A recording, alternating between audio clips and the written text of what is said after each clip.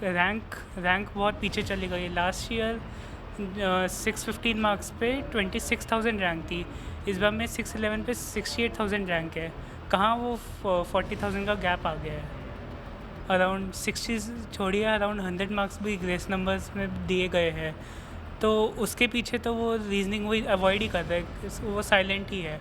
कोई लोग कितना कंप्लेंट कर रहे हैं लेकिन कोई फ़र्क तो पड़ रहा है नहीं, वो सुन नहीं रहे हमारी। बिल्कुल नहीं।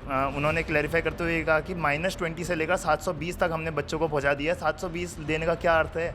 720 तो 2-3 बच्चों का आया करते थे, और ये सभी बच्चों के 720 67 बच्चों के। इसी कारण है कि ये इतने सारे बच्चों हैं, सबके सब ग्रेस मार्क्स हैं। एनटीए को ये क्लैरिफाई पहले ही कर देना चाहिए था। सेंटर से रो में जो बच्चे बैठे थे वो सबके 720 आए हैं, ये भी बहुत मिराकुलस चीज़ है। ये तो बिल्कुल पॉसिबल नहीं है मेरे हिसाब से। तो लोकसभा चुनाव के बाद नीट एग्जाम रिजल्ट काफ़ी चर्चाओं में बना हुआ है। दरअसल मंगलवार को नीट एग्जाम का रिजल्ट घोषित हुआ, जिसके बाद से ही एनटीए पर सवाल उठाए जा रहे हैं और फ्रॉड यानी कि धांधली के आरोप लगाए जा रहे हैं, जिसको लेकर सोशल मीडिया पर ये काफ़ी गरमाया हुआ मामला है। इसी सिलसिले में आज हम प्रदीप इंस्टीट्यूट पहुंचे हैं, तो चलिए टीचरों से और लोगों से बातचीत करते हैं और इस पूरे मामले में क्या उनकी राय है जानते हैं। हमारे साथ प्रदीप इंस्टीट्यूट के बच्चे मौजूद हैं, आइए उनसे बातचीत करते हैं और जानते हैं इस पूरे मामले में उनकी क्या राय है। सर, जैसे कि 4 जून को नीट का एग्ज़ाम का रिज़ल्ट आया है, जिसमें 67 बच्चों ने टॉप किया है, तो ये पॉसिबल है कि एक ही साल में 67 बच्चे कर सकें टॉप? इतना पॉसिबल तो नहीं है, क्योंकि हर साल जितना देखा गया है या तो 1-2 बच्चे ही होते हैं जितने जो टॉप मारते हैं, जो सेम रैंक लाते हैं, जो टॉप में होते हैं, वो बहुत कम होते हैं। बट 67 बच्चे, ये मिरेकल टाइप का, ये तो पहली बार हुआ है। ये पॉसिबल मेरे हिसाब से तो नहीं है। और ख़ासकर जो एक और जो न्यूज़ सुनी थी मैंने कि एक ही रूम में एक ही सेंटर से रो में जो बच्चे बैठे थे वो सबके 720 आए हैं, ये भी बहुत मिराकुलस चीज़ है। ये तो बिल्कुल पॉसिबल नहीं है मेरे हिसाब से। तो मुझे नहीं लगता है पॉसिबल है।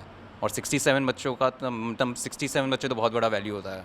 तो मतलब एग्ज़ाम, मतलब आपने खुद एग्ज़ाम दिया है, तो आप खुद मानते हैं कि इतना इजी भी नहीं था पेपर कि 67 बच्चे टॉप कर पाएँ? नहीं, मुझे नहीं लगता। मतलब कुछ ना कुछ तो गलती हर कोई करता ही है, कुछ ना कुछ तो फिर भी रह ही जाती है गलती। तो मेरे हिसाब से बहुत ही कम होने चाहिए थे जिनके 720 होने चाहिए थे। अगर वैल्यू 10 भी कहते तो तब भी मान सकते हैं एक पल के लिए कि हाँ 10 बच्चों के 720 आए हैं, लेकिन 67 एक बहुत बड़ा नंबर है, ये पॉसिबल नहीं है इतना। जैसे कि सर, जब सवाल किया गया एनटीए से, तो एनटीए ने ये अपनी सफाई में ये बयान दिया है कि 20 मिनट लेट सेंटर में हो गया था, जिसकी वजह से हमने ग्रेस दिया है। तो ये पॉसिबल है कि 60 नंबर का ग्रेस बच्चों को दिया जाए?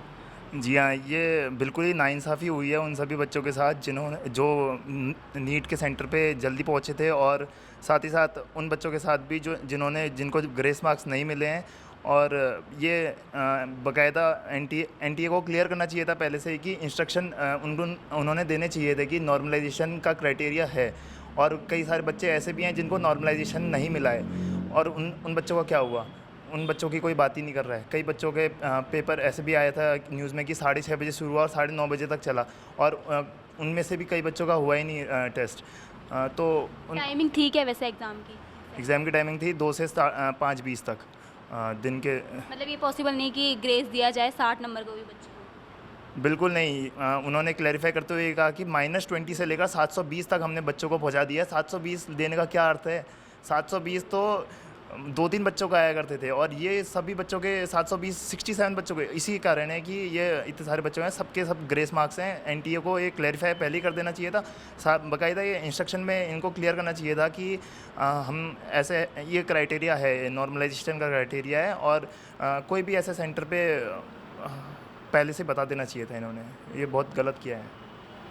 सर, जैसे कि कट ऑफ वगैरह जो होती है वो भी होती है। इस बार बच्चों के 717, 718 भी नंबर आए हैं, जो कि कट ऑफ निकलने के बाद नहीं है संभव कि ऐसा हो सकता है। तो आपको क्या लगता है इसके पीछे क्या हो सकता है?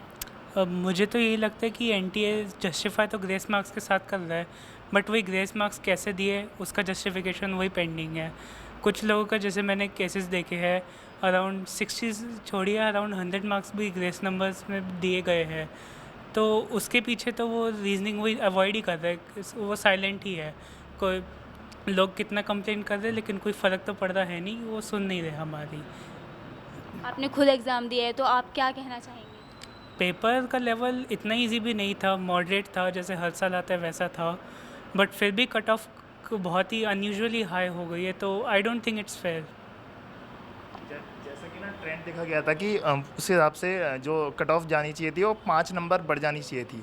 इजी था या जैसा भी था, हर साल बढ़ती है, उस हिसाब से 5 नंबर बढ़नी चाहिए थी। ये तो 50 नंबर बढ़ रही है। यहाँ उत्तराखंड के हम हैं और उत्तराखंड में इस बारी एस्टिमेटेड माना गया है कि 640 तक जाएगी। पिछली बार 590 थे आई थिंक, और इस साल 640 के अराउंड जाएगी समथिंग। तो 40-50 नंबर का लगभग बढ़ गई कट ऑफ। और 5 नंबर का तो हम भी मान के चलते कि बढ़ेगी कट ऑफ, बट इस बार तो एनटीए ने बहुत ही ज़्यादा कर दिया, बहुत ज़्यादा कट ऑफ बढ़ा दी। अब जैसे मैंने अपने मार्क्स से एक्सपेक्ट किया था कि हाँ मिल जाएगा कॉलेज, अच्छा हल्द्वानी मिलने के चांसेस थे, बट अब वही है, कट ऑफ इतनी हाई होगी कि चांसेस अब मुझे तो बहुत कम लग रहे हैं। अच्छा कॉलेज मिलने के लिए क्या क्राइटेरिया होता है? अच्छा कॉलेज के लिए तो रैंक अगर उत्तराखंड में हल्द्वानी लेना है तो अराउंड 620, लास्ट ईयर 612 पे भी मिले हैं लोगों को राउंड 1 में, बट इस बार में 611 के साथ भी मुझे लग नहीं रहा कि कोई उत्तराखंड में कॉलेज मिल सकता है। ऐसा क्यों नहीं लग रहा? रैंक बहुत पीछे चली गई है। लास्ट ईयर 615 मार्क्स पे 26,000 रैंक थी, इस बार में 611 पे 68,000 रैंक है। कहाँ वो 40,000 का गैप आ गया है। इतने सारे पढ़ाकू बच्चे किधर से आए, हमें ये भी जानना है, क्योंकि 3 लाख बच्चे हर साल बढ़ते हैं और इस साल भी उतने ही बढ़े हैं। 5 नंबर लगभग कट ऑफ ऊपर जाती है, लेकिन इस बारी 50 नंबर चले गई है। मेरी आनी चाहिए थी लगभग 30,000 के अराउंड रैंक, मेरी आई है 70,000। Thank you sir. जैसे कि नीट का एग्ज़ाम रिज़ल्ट आया है अभी, तो उसमें कुछ लोग ये भी कह रहे हैं फ्रॉड हुआ है। जो फिज़िक्स वाले जो टीचर हैं उन्होंने भी यही कहा है कि फ्रॉड हुआ है बच्चों के साथ, तो आपको क्या लगता है? हाँ, फ्रॉड तो हुआ ही है, साफ दिखाई दे रहा है। अभी मेरे मार्क्स 636 हो रहे हैं इस बार, और मैं एक्सपेक्ट कर रही थी कि मुझे उत्तराखंड का जीएमसी हल्द्वानी है, देहरादून है, इन दोनों में से कोई भी कॉलेज मैं चूज़ कर सकती थी लास्ट ईयर के ट्रेंड के अकॉर्डिंग मैं देखना चाहूँ तो। बट इस बार मेरी रैंक अराउंड इस मार्क्स पे रैंक होनी चाहिए थी 19-20,000 के अराउंड, और मेरी रैंक हो रही 42,000 के आसपास ही हो रही है। दैट मीन्स मेरी जो रैंक है वो डबल से भी ज़्यादा हो रही है। तो अभी उत्तराखंड का जो बेस्ट कॉलेज है हल्द्वानी या फिर देहरादून, इसको तो छोड़िए, मतलब अल्मोड़ा के भी चांसेस मुझे बहुत कम ही लग रहे हैं। अभी 636 स्कोर 720 में से इतना बुरा स्कोर भी नहीं है कि हमें कोई भी कॉलेज मिलने के चांसेस नहीं होते हैं।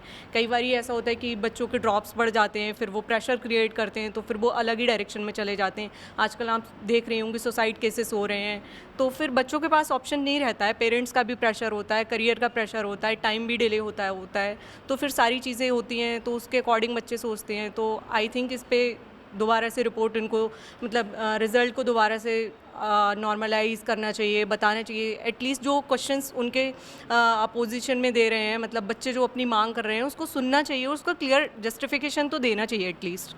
तो फिर हम लोगों का तो यही है। Thank you ma'am. जैसे कि हमने प्रदीप इंस्टीट्यूट के बच्चों से बात की, उनका कहना है कि इसमें पूरी अच्छे से जांच पड़ताल करनी चाहिए, उसके बाद कोई कदम उठाना चाहिए, और एनटीए को भी अपना प्रॉपर बयान देना चाहिए कि इस पूरे मामले में क्या उनकी राय है। हमारे साथ प्रदीप इंस्टीट्यूट की टीचर दिलजीत कौर मौजूद है। हम उनसे सवाल जवाब करते हैं और जानने की कोशिश करते हैं इस पूरे मामले में कि उनकी क्या राय है। मैम, जैसे कि 4 जून को नीट का रिज़ल्ट आया है, जिसमें 67 बच्चों ने पूरे ऑल इंडिया में टॉप 1 रैंक लेके आए हैं, तो ऐसा हो सकता है कि 67 बच्चे एक साथ ऑल इंडिया रैंक 1 लेकर आएँ?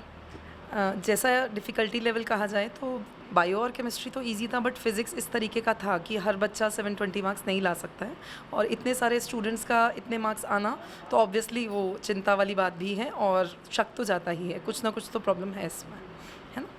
जैसे अभी एनटीए ने भी, मतलब एनटीए पे जब सवाल किया गया है इसका, तो एनटीए ने ऐसा कहा कि कितने 20 मिनट लेट, सेंटर में 20 मिनट लेट हो गया था, जिसकी वजह से बच्चों को ग्रेस दिया गया है। तो ऐसा हो सकता है कि 60 नंबर का ग्रेस दिया जा सके बच्चों को?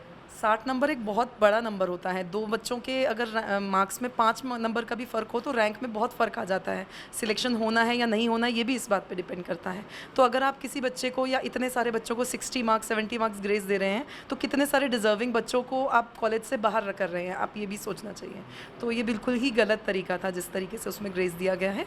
या तो उस सेंटर के बच्चों को दोबारा से या कुछ भी और करना चाहिए था, बट इतना ग्रेस देना सही चीज़ नहीं थी। मतलब सेंटर तो एक ही सेंटर में ऐसा हुआ, लेकिन बहुत सारे बच्चे हैं, अलग अलग सेंटर की भी बहुत सारे बच्चे हैं, और एक ही कॉलेज के भी ऐसे बच्चे हैं जिनको साथ साथ में, मतलब एक ही कॉलेज के 7 बच्चों को की भी 1 रैंक आई है।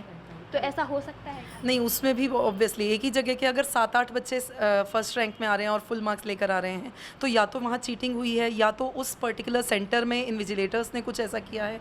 तो कुछ ना कुछ तो इसमें मतलब एक ही तरीके से नहीं, बहुत सारे तरीक़ों से शक जाता है कि या तो लीक हुआ है पेपर, या चीटिंग हुई है, या इन्विजिलेटर्स ने कुछ ऐसा किया है स्टूडेंट्स के साथ, जो ठीक है उन स्टूडेंट्स के साथ भी गलत हुआ जिनको मार्क्स कम, जिसको टाइम कम मिला। पर 20 मिनट्स या 30 मिनट्स कम मिलने से 60 मार्क्स तो बिल्कुल भी सही नहीं था, है ना। तो बहुत सारे बच्चे हैं जो सिलेक्ट भी नहीं हो पाएंगे इस चक्कर में, जिनका पूरा साल या 2 साल जितने टाइम उन्होंने तैयारी की वो वेस्ट हो जाएगा इस वजह से। कुछ बच्चे उसमें से गिव अप कर जाएंगे, तो उनकी लाइफ का पूरा डायरेक्शन ही चेंज हो जाएगा सिर्फ ये एनटीए की गलती की वजह से। जैसे कि नीट का रिज़ल्ट जो था वो 14 जून को आने वाला था, जिसको 4 जून पे सेपरेट कर दिया।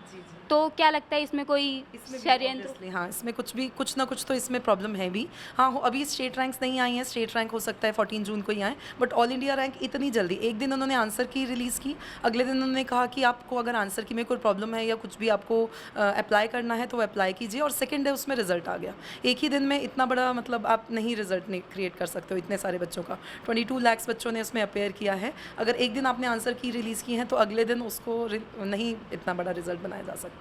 तो इसमें ऑब्वियसली कुछ ना कुछ प्रॉब्लम है। जैसे कट ऑफ भी जो निकलती है वो किस बेसिस पे कट ऑफ वगैरह निकलती है? कट ऑफ मेनली यही होता है कि हर स्टेट की अलग अलग कट ऑफ जाती हैं। तो ऑल इंडिया की कट ऑफ एक पर्टिकुलर कट ऑफ होती है कि इसके ऊपर के बच्चे जो होंगे वो सब नीट में सिलेक्टेड होंगे। तो उसके बाद जो होता है कि कौन से बच्चों को MBBS कॉलेज मिलेगा वो बाद में काउंसलिंग के टाइम डिसाइड होता है। तो इस बार जो रैंक्स इतनी ज़्यादा इन्फ्लेट हुई हैं, इसका मतलब बहुत सारे बच्चे होंगे जो लास्ट ईयर 600 पे भी कॉलेज मिल गया था, इस बार 650 पे भी मुश्किल से उन बच्चों को कॉलेज मिल पाएगा। तो ये एक बहुत बड़ा इन्फ्लेशन है। हर साल 5-10 मार्क्स का इंक्रीज़ आता है कट ऑफ में, पर इस बार 50-60 मार्क्स का इंक्रीज़ आने की आशंका है। जैसे कुछ दिनों पहले पटना में भी पेपर लीक का मामला आया था, तो इसमें जो NTA है वो बहुत ज़्यादा वो कर रही है कि हाँ रफ़ा दफ़ा कर रही है कि नहीं हुआ, कभी कह रही है हाँ हुआ। तो क्या लगता है कि ऐसा क्यों कर रही है NTA? ऑब्वियसली अपने से तो हर कोई इल्ज़ाम को हटाना ही चाहेगा। अगर उनको दोबारा पेपर कराना पड़ गया तो एक बहुत बड़ा खर्चा भी है और एक बहुत बड़ा एफर्ट भी है। तो दोबारा पेपर कराना तो हर कोई भी नहीं चाहेगा, इस वजह से वो मतलब उसको इग्नोर ही कर रहे हैं एक तरीके से। बट मतलब कुछ ना कुछ स्टेप तो लेना ही चाहिए, बिकॉज इतने सारे बच्चे हैं जो डिज़र्विंग थे और उनको सिलेक्शन नहीं मिलने की मतलब लग रहा है। तो बहुत सारे बच्चे डिप्रेशन में जा रहे हैं, बहुत सारे बच्चे परेशान हो रहे हैं इस चीज़ से, और डिज़र्विंग बच्चों के साथ ऐसा बिल्कुल नहीं होना चाहिए। क्या कहना चाहेंगी जिन बच्चों ने एग्ज़ाम दिया और अब वो सिलेक्ट नहीं हो पाए, जो डिज़र्विंग थे और नहीं हो पाए और जो नहीं थे वो हो गए, उनको क्या आश्वासन देना चाहेंगी आप उन बच्चों को? जो बच्चे मतलब डिज़र्विंग हैं, तो अगर बाई चांस अभी नीट में नहीं भी हो रहा है सिलेक्शन, तो जो बच्चे बहुत मेहनत करते हैं, डिज़र्व करते हैं, उनको लाइफ में आगे कुछ ना कुछ तो अच्छा मिलता ही है। तो गिव अप नहीं करना चाहिए। अगर 1 साल ट्राई करना पड़ा तो ट्राई करना चाहिए, और अपने आप को मतलब डिप्रेस नहीं होने देना चाहिए। जो भी है अपने टाइम पे सब कुछ अच्छा होने ही वाला है। थैंक यू मैम, बहुत बहुत शुक्रिया आपका। तो ये थी प्रदीप एकेडमी के बच्चों और टीचर्स की राय। आपकी क्या राय है कमेंट बॉक्स में ज़रूर बताएं। कैमरा पर्सन जीतू के साथ मैं पूनम मौर्य, हल्द्वानी।